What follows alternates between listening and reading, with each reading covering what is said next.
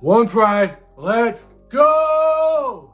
Week 1 is finally here against the Kansas City Chiefs. We've been waiting for it since the schedule released. The Detroit Lions are opening the NFL season against the Kansas City Chiefs on showcase night. I'm so pumped. And I might be one of the only moron fans that think the Detroit Lions actually have a chance to go into Kansas City and upset the Chiefs on their ring ceremony night. So without further ado, let's get right into point number 1.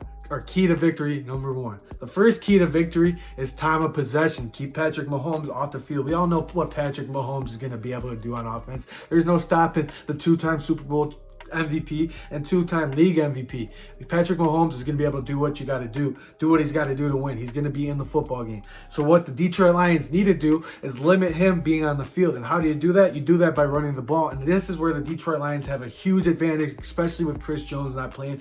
And the other guy that they made a big accusation for in the offseason is not playing as well. He's suspended for the first 6 weeks of the season. So there, you already have an advantage. Your top 5 offensive line versus their kind of lackluster defensive line right now without having Chris Jones and their other key piece. The only other player on their defensive line that really gives me problems or headaches right now that you really got to worry about or key in on is George. I can't say his last name, the dude from Purdue that was a rookie last year. He had a decent rookie season last year, and that's someone you're going to have to block. But I think Penei Sewell and Taylor Decker are going to have a good chance to mow him down, and we should be able to run the ball. Keep Patrick Mahomes off the field. That's a huge key to victory.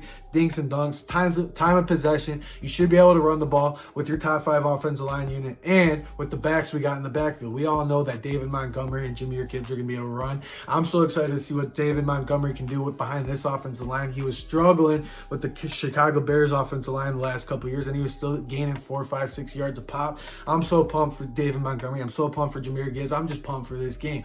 Key to victory number 2 is keep Patrick Mahomes in the pocket. Do the best you can. You got to have a spy. And I know Kelvin Shepard doesn't believe in the spy. And hopefully this week they start believing in having a spy on Kelvin Shepard. Like Jack Campbell, Malcolm Rodriguez, spy on Patrick Mahomes. Keep him in the pocket. Keep him moving backwards. If you watch all the games that Patrick Mahomes has lost in his career, it's usually because they got him moving backwards, running 20 yards behind the line of scrimmage, then throwing it down the ball, keeping him contained. And we all know it's going to be a lot easier said than done, but you got to find a way to shut down Travis Kelce, and that's so much easier said than done. No matter what defense is going against the Kansas City Chiefs, Travis Kelce seems to eat them apart. He's a 99 overall in Madden. Patrick Mahomes is a 99 overall in Madden. If you can figure out how to limit these two or keep them contained a little bit, then you have a real chance of winning this game in Kansas City. And if we win this game in Kansas City, what is it going to mean for this Detroit Lions team moving forward?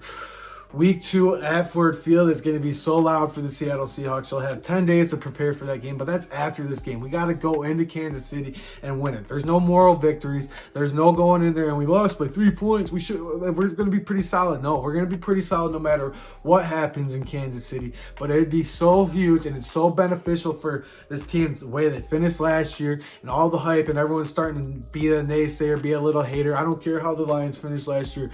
It's still a new season. The defense has gotten so much better. I don't think people realize that. Our starting group of DBs last year was Mike Hughes, Jeff Okudah, Amani Oruwariye.